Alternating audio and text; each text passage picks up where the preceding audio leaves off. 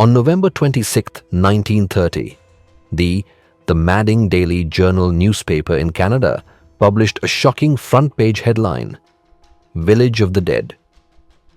This story sent waves of fear across the country because an entire Eskimo Inuit tribe in northern Canada had mysteriously vanished overnight without leaving a single trace. Welcome back to Mystery Chronicles. This mystery took place near Anjikuni Lake, a remote area in northern Canada where a small Inuit settlement once existed. The village had around 100 to 150 people, who primarily survived by fishing in the lake and hunting animals in the surrounding wilderness. This was a region where only a few thousand people lived across thousands of square miles due to its harsh and extreme climate. Hunters would often visit this area for its abundant fish and wildlife. The discovery of an empty village. It was a freezing cold night in November 1930 when Joe LaBelle, a seasoned fur trapper, arrived in the area for his usual hunting trip.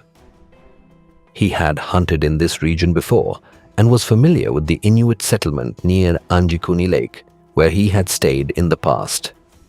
The villagers were known for their hospitality, often welcoming travelers to spend the night. As Joe LaBelle approached the village, he noticed an eerie silence. There were no sounds of voices, no activity, and even the sled dogs, which were usually noisy, were silent. The only sound Joe could hear was the crunching of his own footsteps on the frozen ground. Under the moonlight, he could see the smoke rising from a few chimneys, indicating that fires were still burning inside some homes. However, as he got closer, he realized something was terribly wrong. The entire village was deserted. Joe LaBelle searched the empty tents and homes. What he found shocked him to his core. Half-cooked food still on the fire, now burned. Sewing needles still threaded, as if someone had been working and suddenly disappeared. Weapons, fishing gear, and supplies untouched.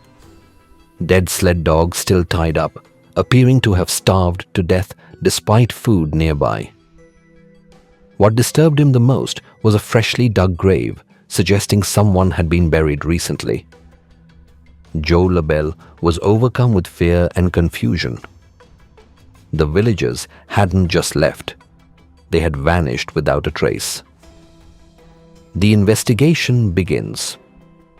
Joe immediately left the village and traveled to the nearest telegraph office, where he contacted the Royal Canadian Mounted Police, RCMP. When the police arrived, they confirmed everything Joe LaBelle had reported. They initially suspected a violent attack or massacre, but there was no sign of blood, struggle, or footprints leading in or out of the village. Another bizarre discovery deepened the mystery. The snow-covered ground had no footprints, except for Joe LaBelle's own. The villagers' boats were still on shore, meaning the villagers hadn't escaped via the lake. The lake was frozen, ruling out the theory that they fell through the ice. The police concluded that the villagers had disappeared several days before Joe's arrival because the sled dogs had died from starvation, which takes several days. The fires were still smoldering, meaning they had left recently. Despite an extensive search operation, the bodies of the missing villagers were never found. After months of investigation, police closed the case as unsolved. 50 years later, in 1984, writers Roger Bohr and Nigel Blundell published an article linking the Anjikuni Lake disappearance to aliens. The article described an encounter with a hunter and his sons who reported seeing strange flying objects over the lake, moving toward the vanished Inuit settlement. They theorized that aliens abducted the entire tribe. However, no concrete evidence was ever found to support this claim, and most people dismissed the theory. Over time, various other explanations were suggested. but none could explain the complete and sudden disappearance of the Anjikuni Lake villagers. Even after nearly a century, the question remains, where did the villagers of Anjikuni Lake go? This case remains one of Canada's greatest unsolved mysteries. Do you think the villagers were abducted by aliens, or is there another explanation? Let us know in the comments. Like, share, and subscribe to Mystery Chronicles for more chilling mysteries. See you in the next video.